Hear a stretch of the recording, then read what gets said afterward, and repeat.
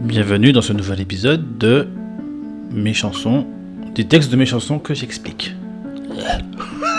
Bienvenue dans ce nouvel épisode des textes de mes chansons que je vais vous expliquer. Voilà. Oh, c'était pas mal comme intro. Non, c'était un peu naze. Bon, bref, c'est pas grave. Donc voilà, ça c'est la vidéo d'explication de la chanson qui s'appelle Parler. Alors, cette chanson, déjà, je l'ai écrite à l'époque où il y avait Aladdin, la version live action qui est sortie, et donc du coup de la chanson de Jasmine qui s'appelle Parler, justement. Et j'étais parti sur un peu un thème similaire, parce que c'est vrai que j'ai la particularité d'être quelqu'un qui parle beaucoup, d'où le fait que je fasse un podcast pour expliquer mes chansons qui n'intéressent personne.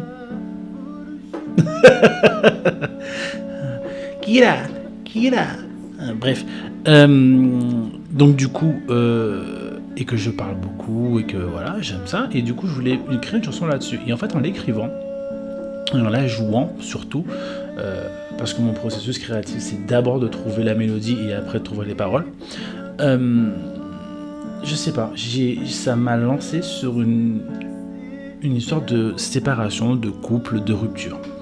Voilà, le fait que la personne veuille parler alors que c'est déjà fini. Alors que quand il fallait parler, la personne n'a rien dit. C'est venu très instinctivement. C'est un peu un mélange de mon raisonnement à moi. Moi, je suis le genre de personne, j'aime parler pour tout. C'est-à-dire, s'il y a un truc qui me dérange, j'ai envie d'en parler, je veux qu'on explique, je veux qu'on parle, tu vois. Et c'est considéré comme très problématique dans cette société, alors que souvent, la parole permet, de mon point de vue, je comprends tout à fait que ça puisse être une énergie épuisante, notamment pour les introvertis, mais ça me semble important de s'exprimer, de parler pour pouvoir mieux avancer et clarifier les choses. Et donc du coup je suis parti là-dessus, sur ce thème de voilà, maintenant que c'est fini, maintenant que tous les efforts ont été faits, la personne veut parler, l'ex veut parler pour pouvoir s'expliquer, pour dire mais non, il faut se remettre ensemble et tout, et non. Donc la personne chante et dit, parle, parce que c'est moi qui chante, en disant en fait, non, j'ai voulu donner du sens à notre histoire, si t'avais su te tenir, tu n'aurais pas eu me retenir. Très clairement, par contre, ça, c'est pas du tout du biographique. Hein. Alors là, pas du tout. J'ai jamais eu ce genre de situation et franchement, c'est vraiment venu en me mettant à la, comment dire ça, j'avais une scène dans la tête en écrivant la chanson et c'est ça qui en est sorti tout simplement.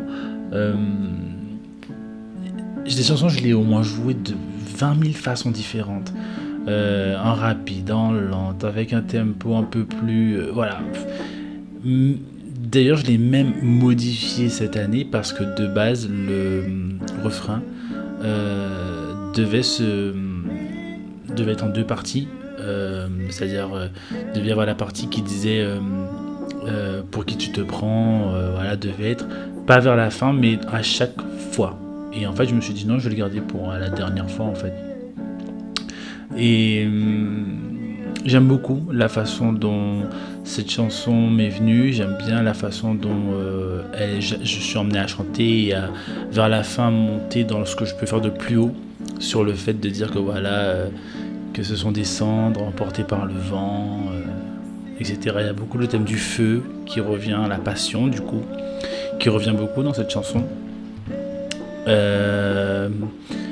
Ouais, elle est venue très instinctivement cette chanson. Il n'y a pas grand chose à dire dessus en fait, puisque le thème est très clair, hein, mais elle me concerne pas du tout. J'espère qu'elle parle à ceux qui ont déjà vécu ce genre de situation, mais pour moi, non du tout. Voilà, ce sera la vidéo la plus courte en fait. Donc j'espère que vous avez apprécié cette conversation, ce monologue plutôt. Partagez, likez, commentez, donnez votre avis, notamment sur la chanson directement plutôt que sur cette vidéo. Et je vous remercie pour votre attention. Au revoir et à bientôt.